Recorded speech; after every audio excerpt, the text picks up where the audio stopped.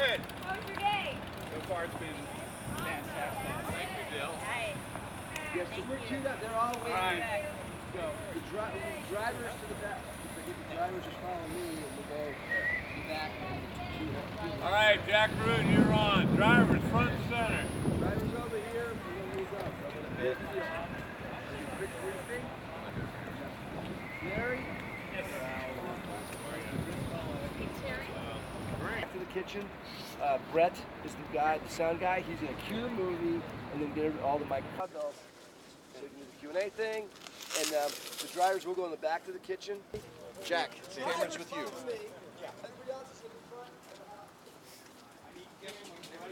Cameron?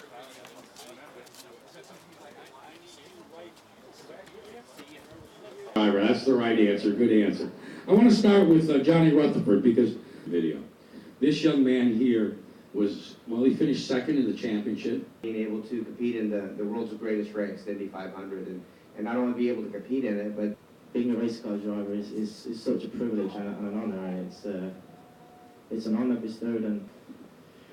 Well, he's not just any father either, I guess, Chad. You've known him a long time. He's tough. He's definitely the Indy 500 to me was always my dream. I mean, no matter what I did in NASCAR, and people don't even really realize that AJ won the Daytona 500. They remember him for those four. Opening. It was me, you, and the skier that came down and missed the jump. So I think that pretty much tells. But what? Try to put into words. Just to race in it was a dream come true, and then it took me 10 years before I won it. But when that happened, it was so much pressure lifted off of me because of Uncle Bobby winning it 3 times and Dad. And Super Tech says, "Great, you just got passed by a girl." We don't consider her. We do consider her. That basically can constitute a championship. I think if we could probably have a consensus among us. That race does travel, and in 60. Justin Wilson has run. Elio was penalized for blocking. Oh man, is Elio upset? Franchitti will win. A car upside down.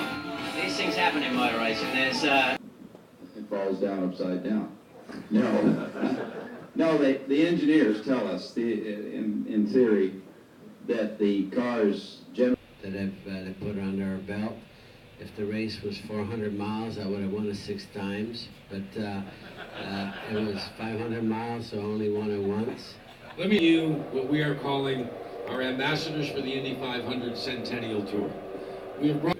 And he could have nicked the wall just a little bit, and without hurting himself or the car very much, and I could have won that race. I raced against legends like Steve Kinzer and Sammy Swindell, and leading a company. As long as you have the ability to do it right, then you won't run into any problems with.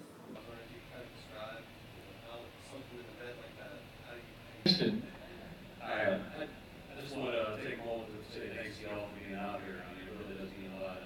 You guys all over voluntarily. I will say I've had a pretty successful career. Nails and spits rust, right? How would you like to be A.J. Foyt's son? Okay. What do you think life's like as A.J. Foyt's son? And add on top of that, that A.J. Foyt decides... It's interesting enough, piggybacks on Steve. Having driven that type of speed for such a long time in your career, how difficult is it to change skill levels or change skills in your everyday driving techniques when you go home from this extreme driving? they don't let us drive home. Passed by a girl. We don't consider her, we do consider her a lady of speed. Sarah. I actually got pulled over the other day for the first time. And the guy says, who the hell? I think that anybody up there, will be a hell of a pilot. So I just want to say, again, thanks for being here. And a follow-up question. Celebrating its Centennial edition with the running of the Indy 500 this coming May. The way I got my beginning to transition into the roadster at the Indianapolis 500, it was just... Dad, just a real long straight now, just watch. There's a right turn. As we're heading for this barrier, but, you know, just... Home back to you here. I'm sure all of you in your own way are homesick. But at the same time, I think If you come up this way, we could get some pens. We'd love to have... How are you? Thanks for coming out to see us. You know, no more, no, we got rid of the dealership. Yeah, race team's still there, we're still in there. Medium, I got medium. There you go. Thank you, ma'am. Large. XL? Sweet, Thank you. What size?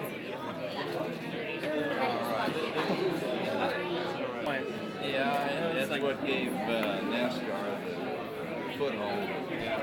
Really catch the fancy of America.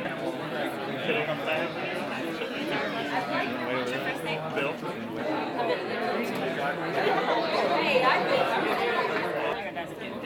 not just you, but anybody who comes through here. So love and appreciate it, but you only do that because you love and appreciate us.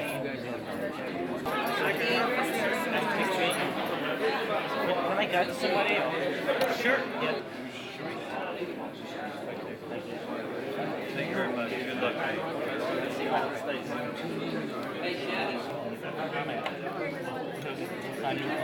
Thank you very much. It's a pleasure meeting you.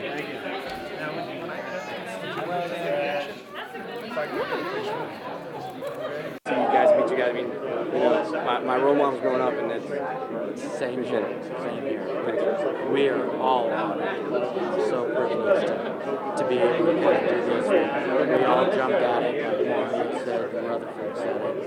We all truly, sincerely. Thanks. Thank you. Have a great trip. Thanks for coming out.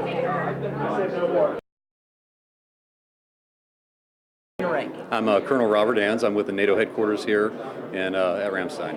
All right, and kind of we were very fortunate to have some of the greatest drivers in the world come in, and I was just talking to them. I was getting a little bit of grief. I'm a more of a road course guy myself. I've had the opportunity to do a little driving on my own, but what I have been able to do is recognize true talent, and every one of these guys are just phenomenal, phenomenal Americans, and phenomenal, and including our one Brit friend that's out here today. They're just doing a great job for us, and I can't say enough to say thanks for everything that they're doing to be out here. They don't have to be here, and we just really appreciate them taking the time out of their schedules to come over and say hi to the folks and show their support. And what I mean? Well, I've obviously spent the last 25 years of my life working for the Air Force, and but in my spare time I've had an opportunity to do a little driving on my own. I eventually became an instructor driver for SCCA, and doing a lot of work with drivers back in the States when I was there. I don't have much time anymore to do that, but what I was telling these guys is that the one thing that I've recognized is that there's real talent out there. I mean, I can hold my own, obviously, but once you get to a certain level, you recognize true talent when you see it, and it's just great to watch these guys and know that they are just in a class all to themselves, and to know that they can be successful at anything they want to do in life, and they've chosen to race, but they're still taking the time, despite being operating at the level they're operating. They're taking the time to come over and say how much we mean to them. It really means a lot to us as well.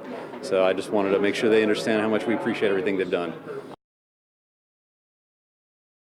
It's Captain Martha Peter Santi. I work in Headquarters of Safety Public Affairs.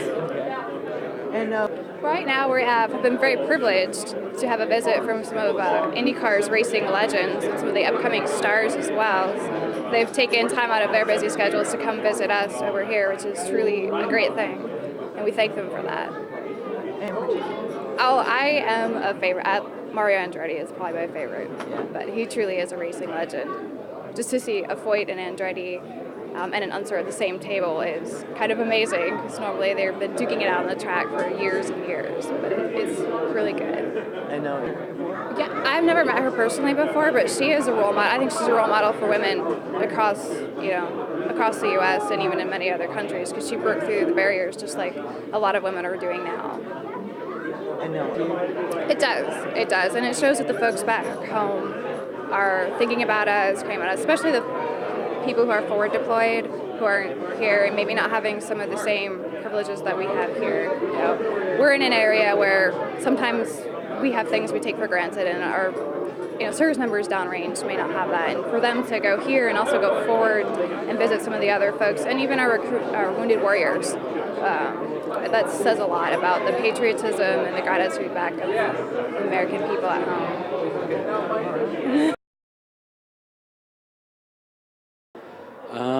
The first show went well for us. We got to talk to about racing and that sort of thing. And so, the troops that we were in front of, they had their kids in the audience there, and it was good. It was something that I think that they absorbed, and signing the autographs for them and all that. It was well received.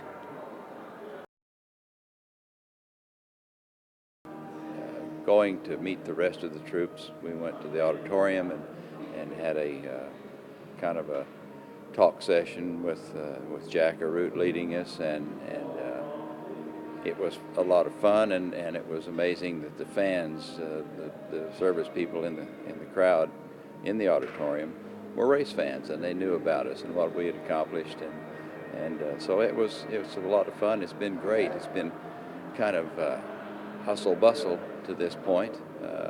Talking to you right now at 1:30 in the morning, loading bags to go to another facility. So it's it's just something that's been gratifying to meet these people that are protecting our heritage and going to keep it that way. And I had seen it before, but for somebody that hasn't, it's really earth-shattering, because you think, my gosh, these guys are over here, getting blown up for us. And but it was, yes, it's my second one, and I'm proud of that.